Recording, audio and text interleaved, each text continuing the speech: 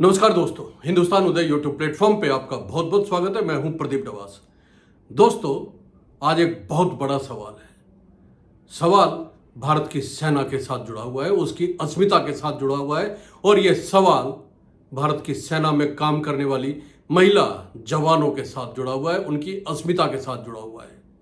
सवाल इतना बड़ा है कि अब इसमें धर्म की बात होने लगी है।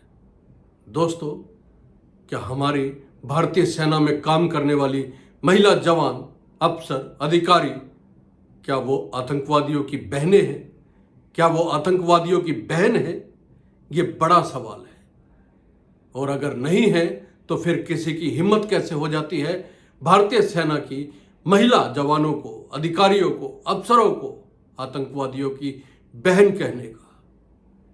कैसे ये खुलेआम ये कह दिया जाता है कि भारत ने पाकिस्तान को सबक सिखाने के लिए, आतंकवादियों को सबक सिखाने के लिए जिस तरह से धर्म पूछ के हिंदुओं का कत्लेआम किया गया था, 26 हिंदुओं को मारा गया था पहलगाम में, उसी तरह भारत ने आतंकवादियों की बहन वहां भेज के उनकी कब्र खोदने का काम किया है। बहन का मतलब आप समझ जाइए, मतलब कि मुस्लिम आतंकवादी जो है उनकी भारतीय सेना में जो मुस्लिम जवान हैं उनकी बहनों को वहां भेजा गया। ये कहना चाहते हैं, ये कौन कहना चाहते हैं, ये भी सोच के सुन के आप हैरान रह जाएंगे। ऐसी टिप्पणी शायद करने से पहले कोई शख्स 10 बार सोचेगा और ऐसी हिम्मत भी कैसे हो जाती है इस तरह की बात कहने की। लेकिन दोस्तों, ये बात कोई और नहीं बल्कि मध्य प्रदेश सरकार के कैबिनेट मंत्री ने कही है। वो मोदी सरकार के गुणगान में इस कदर अपने आप को लीन कर गए कि उनको पता ही नहीं चला कि कब वो मर्यादा लांघ रहे हैं। दोस्तों, विजय शाह नाम है इस कैबिनेट मंत्री का और इन्होंने जो बयान दिया है वो आप भी सुनिए और उसके बाद फिर आगे की बात करेंगे।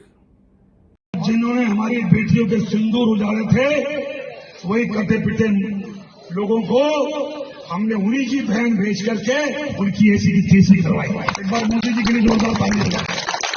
उन्होंने कपड़े उतार के हमारे हिंदुओं को मारा और मोदी जी ने उनकी बहन को उनकी ऐसी की तैसी करना हमारे जहाज से उनके घर।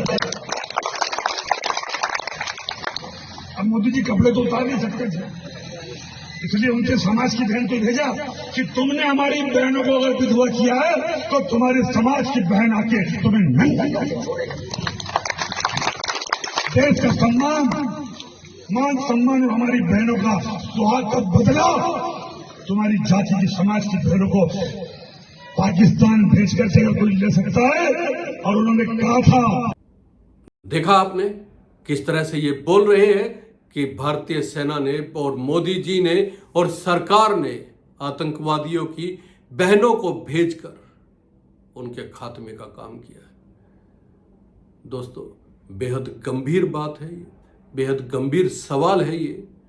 और इस तरह के बयान जब से पहलगाम हमला हुआ है, धर्म के नाम पे जो आतंकवादी चाहते थे कि भारत में जो है हिंदू मुस्लिम का आपस में बैर बढ़े, शायद उसी एजेंडे को, जो आतंकवादी एजेंडा भारत के सामने रख के गए थे, भारत के लोगों के सामने रख के गए थे, 26 हिंदुओं को कत्लेआम करके उनका धर्म पूछ के, शायद वो ये चाहते थे कि भारत में अब हिंदू मुसलमान के नाम पे आपस में दंगे हों। और ये दंगे अगर नहीं हुए हैं तो ये राजनेता हमारे करवा देते हैं। दोस्तों, कहा जाता है कि राजनीति में धर्म का क्या काम, लेकिन अब तो ऐसा लगता है कि धर्म के बिना राजनीति किस काम की।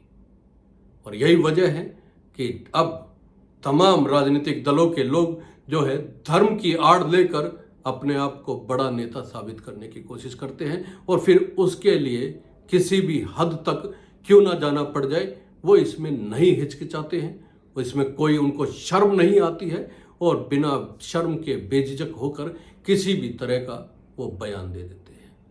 दोस्तों, पहलगाम हमले के बाद जिस तरह से आतंकवादियों ने धर्म पूछकर हत्या की थी, उसके बाद ऐसा लग रहा था कि भारत में शायद आतंकवादियों का ये एजेंडा सफल ना हो जाए। इसी वजह से जब हिंदू मुसलमान के नाम पे राजनीति करने की कोशिश की गई तो हमले के तुरंत बाद कश्मीर से लेकर दिल्ली तक मुसलमानों ने यात्राएं निकाली और हिंदुओं के साथ और देश के साथ खड़े होने की बात कही। लेकिन राजनेता कहाँ मानते हैं, नेताओं को सिर्फ और सिर्फ राजनीति दिखाई देती है और इसी वजह से निशिकांत दुबे सरकार में कैबिनेट मंत्री है, उनकी ओर से भी एक बयान आया था।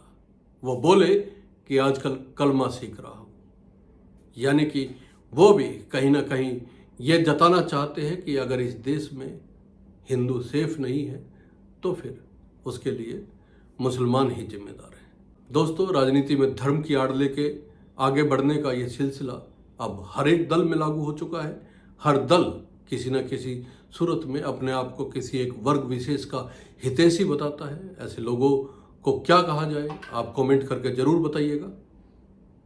और ये शो आपको अच्छा लगे तो चैनल को सब्सक्राइब करना ना